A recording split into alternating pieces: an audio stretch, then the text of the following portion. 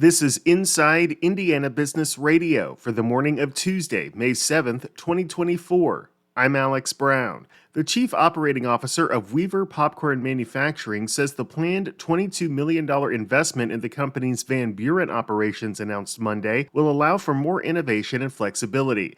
Tim Engel says the expansion brings multiple benefits. It's not only giving us a big runway for growth and capacity for our sales team to continue to grow and expand the category, but it's also going to upgrade a lot of the current full-time associates as far as them being able to level up into new jobs, higher paying jobs that are already, it's a great place to work, but now there's even more opportunities for those in the skilled trades, machine operators, learning new skills. And, for that, it's really great for this part of Indiana. The popcorn manufacturer is using the investment to add new technology, an additional production line, and 45 jobs.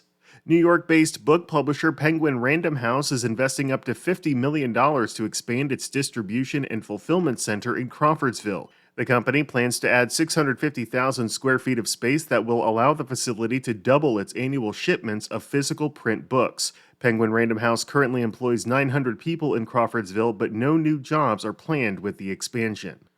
Indiana University on Monday announced Ken Iwama, who has served as chancellor of IU Northwest since 2020, has been promoted to vice president of regional campuses and online education.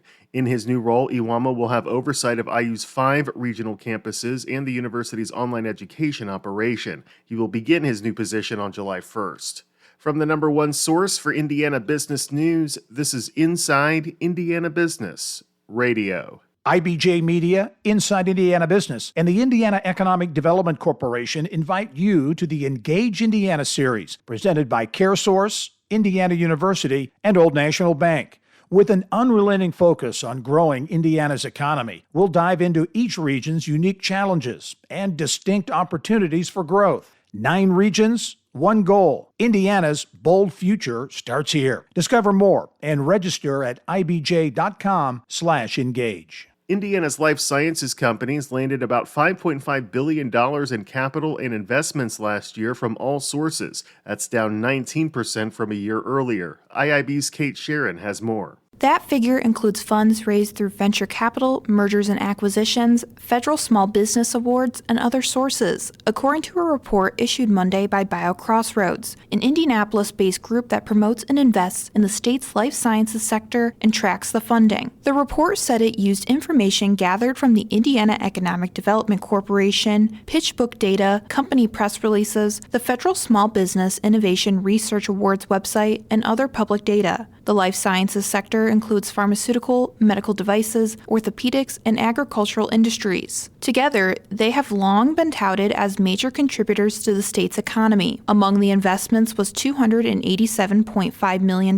in venture capital raised by 34 companies to help finance a wide array of technologies, from medical isotopes to stem cell therapies. That's down from $619.8 million invested in 37 companies in 2022. Nearly $3.5 billion came from mergers and acquisitions, including Paragon Medical, a Princeton-based manufacturer of medical devices, which was acquired by Pennsylvania-based Amatec for $1.9 billion.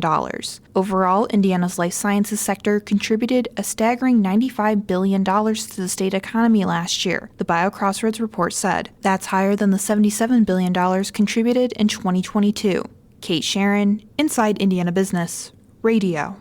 A fertilizer tank leak has resulted in a miles-long fish kill in central Indiana, environmental officials said Monday. Officials with the Indiana Department of Environmental Management said state conservation officers on Sunday afternoon reported a large number of dead fish in the waters around Flint Creek near West Point in Tippecanoe County. Agency responders determined the kill stretched about 10 miles. Responders detected elevated levels of ammonia nitrogen in the waters that they said came from a leak in a 30,000-gallon liquid nitrogen fertilizer storage tank at the nearby Scott Miller farm.